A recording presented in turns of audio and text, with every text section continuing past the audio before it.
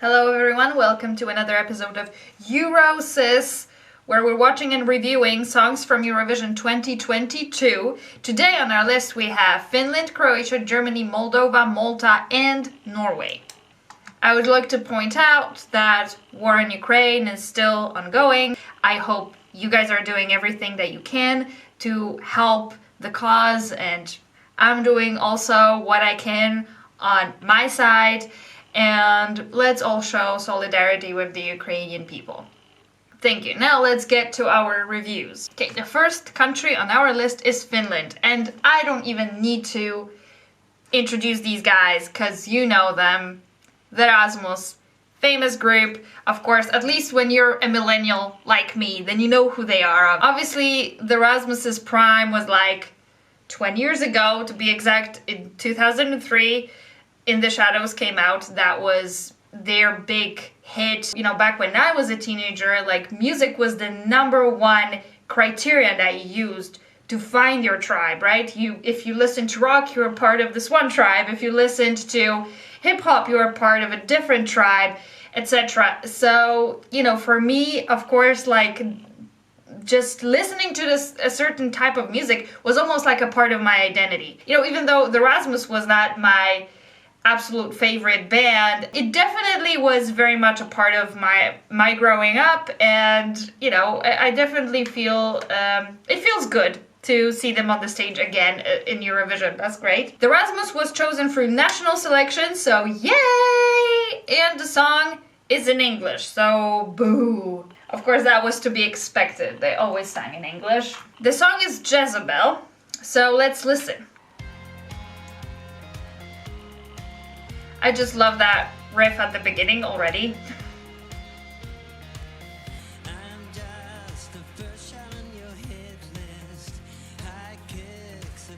He's grown so old.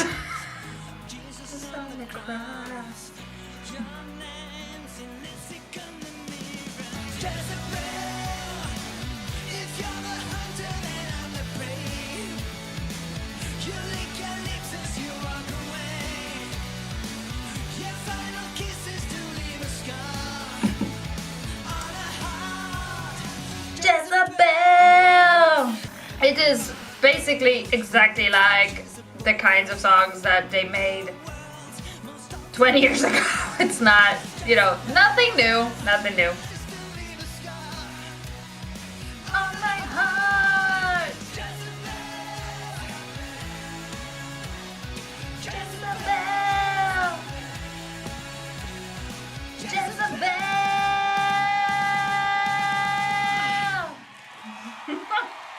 What can I say? I mean, first when I heard it, I wasn't maybe that impressed, but this is exactly the band that we all knew and loved when we were young. Are other people going to feel the same way that I do? We'll see. The Eurovision audiences are not very gracious to, you know, these musicians trying to come out of the retirement. The next artist on our list is Mia Dimšić, representing Croatia. Mia Dimšić was chosen for national selection, so yay! But her song Guilty Pleasures is in English, so boo. Mia Dimšić is an established artist in Croatia. She has reportedly had 6 number ones on Croatian charts, so that's pretty impressive, I think. You know what, I don't like it when people play acoustic guitar and you hear those, like, their fingers like sliding on the strings.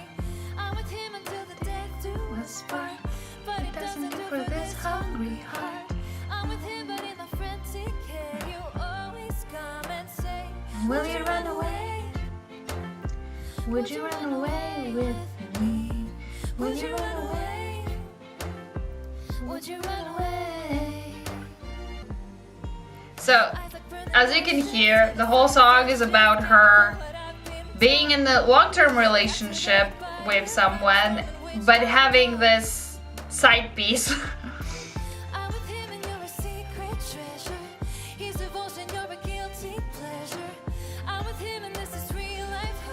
Guess the joke's no longer funny.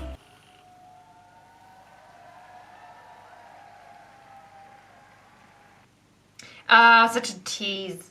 I was kind of hoping they would kiss. It's a nice enough song. It's not super exciting for me. I'm generally not into this sort of music, which is like, it's kind of too mellow for me. And the other thing is, of course, is that the lyrics, super unrelatable. Like, I think the statistics show that most people have cheated on their partners, or at least like half of the people have cheated on their partners. So in that sense, it is pretty relatable for most people, but it's not very relatable to me, I can tell you that. Also, like, guilty pleasure, that's the title of the song. Like, to me, my guilty pleasure is like watching the episodes of The Bald and the Beautiful on YouTube. And for her, it's like cheating on her man. What? We have a very different definition of a guilty pleasure, I would say. Personally, I'm talking about obviously the narrative voice in the song, right? She might not be actually singing about her own experiences. We don't know. But anyway, I would advise the narrative voice to go and do some soul searching and think about, like, maybe they are not, you know, monogamously oriented. Maybe they're actually polyamorous, which is totally fine. But then you have to be open about that with all your partners, because this is some shady bullshit. So I just want to throw it out there. Please don't do this. Please do not lie to your partners. Do not deceive your partners. That's wrong.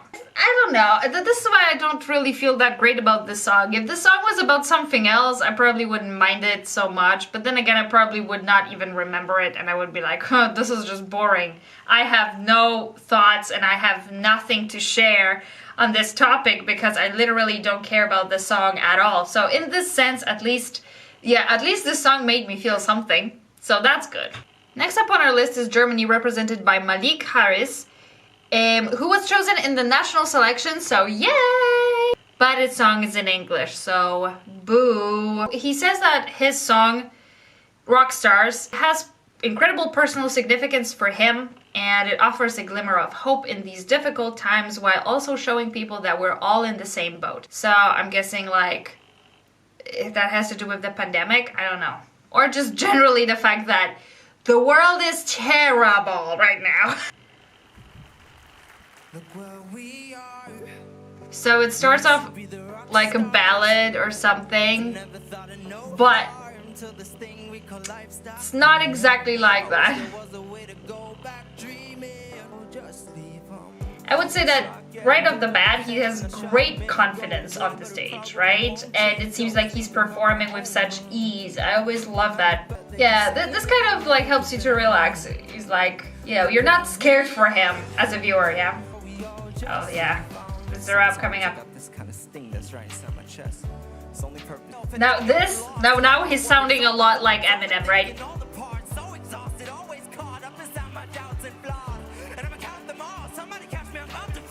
Totally.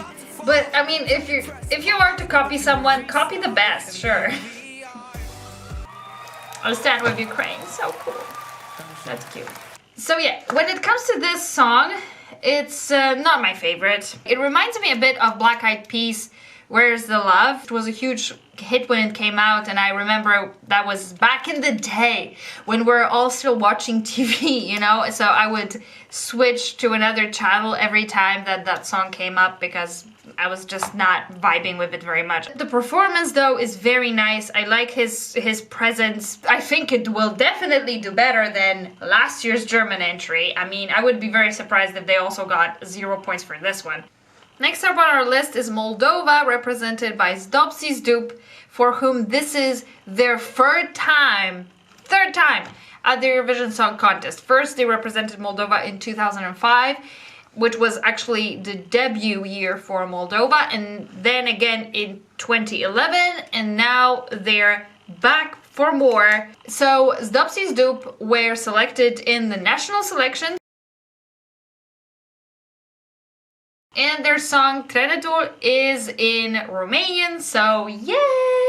So Zdopsy Zdup is kind of like a folk punk rock band, so it's a very distinctive flavor of music, let me tell you. So it's not everybody's cup of tea for sure.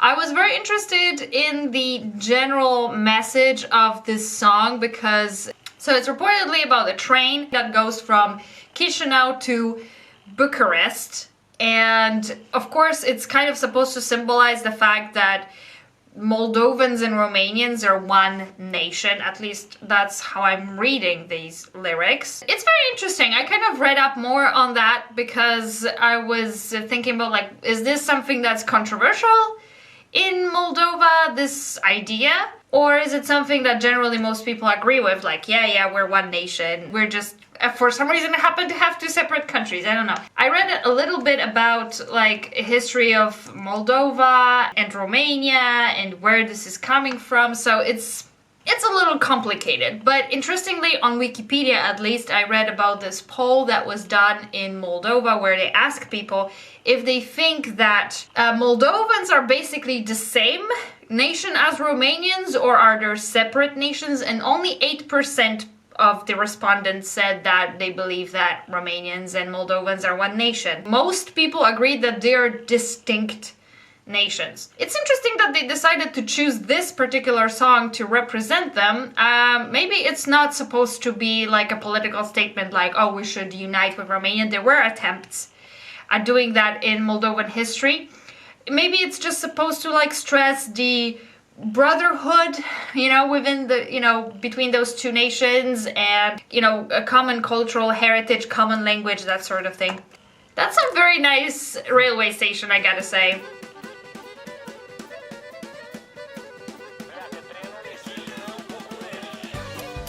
So yeah. Are you vibing with the music yet?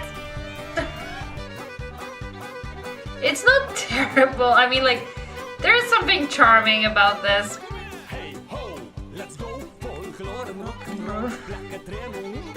Chisinau, Bucharest. Let's go folklore, rock and roll. Chisinau, Bucharest. This is the thing. I think that every country has this type of folk music, folk pop, folk rock music. If, let's say, the UK send the Pogues to Eurovision, or if Poland send NA to Eurovision, I think, again, most European audiences would not vibe with it a lot. When it comes to folk music in any given country, you're always going to have these, like, two kind of very separate streams. On the one hand, you will have people who kind of approach it with a slightly more artistic take on it. They kind of elevate folk music and mix it with, kind of more elitist type of sounds. And then on the other hand, you have this, which is very much just, I guess it's a little bit more authentic in that sense that it's catering to mass audiences, and it's just stressing that kind of rhythmic quality and that sort of, like, very folksy, very populist type of flavor. I don't even know how to describe that. I wish them the best. I don't see them qualifying for the grand final. I think most Europeans will find it very noisy and annoying, but I admire their perseverance. I also kind of admire the perseverance of the Moldovans, like that they keep sending this act to Eurovision, hoping that somehow this time it's gonna go differently.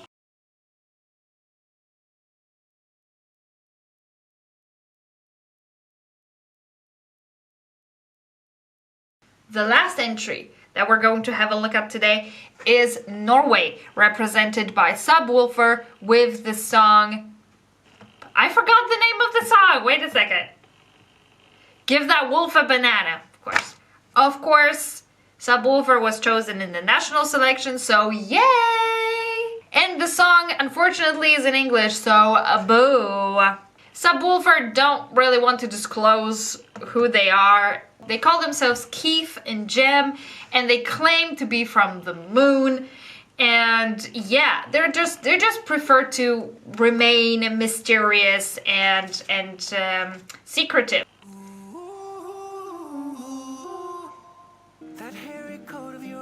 Oh, I haven't seen the official video yet.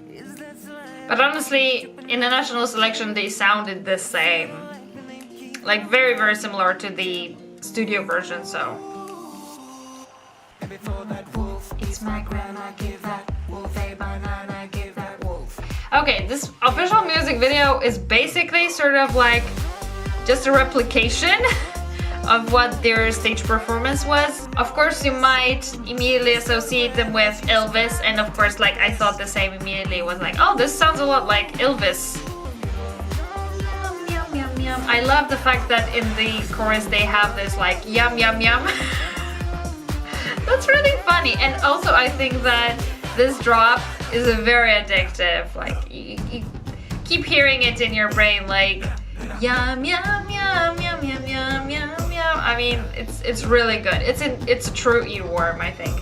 Give that wolf banana. Yum yum yum yum yum yum yum yum yum yum yum yum. Me like your teeth. I heard all of yours with nothing underneath.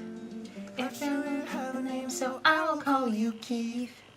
Obviously, it's like a very addictive dance song. Yeah, it's just super, super enjoyable. It is funny in this like very silly way.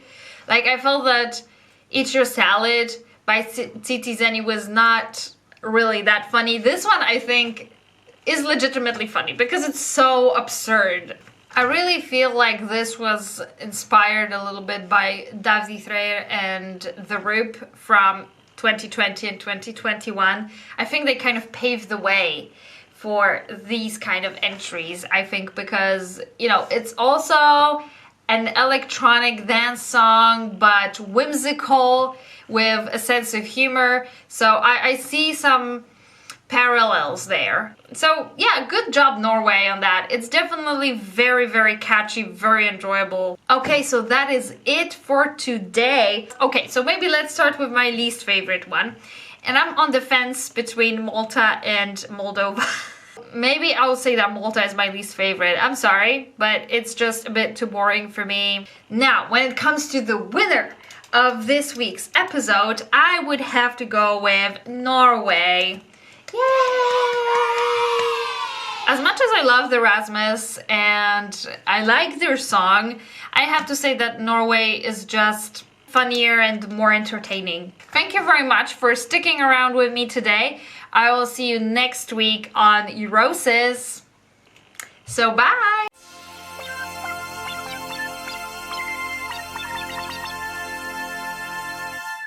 If we can have Finnish rock bands at Eurovision Song Contest, then can we please, please, please have HIM? Because out of all of the Finnish rock bands, that one was my absolute favorite. I listened to it so much when I was a teenager. Ville Valo was always only singing about love, and that resonated with me a lot. From lashes to ashes, and from lust to dust. Love is a flame that can't be tamed, and we are its willing prey. My darling, we are not the ones to blame. Always heartache every moment, from the start till the end. It's heartache every moment with you. Deeper into heavenly suffering, our fragile souls are falling. It's heartache every moment, baby, with you. Those were actual lyrics to an actual song, believe it or not. So please, Finland, next time, bring out HIM. I will definitely vote for you. I can guarantee that.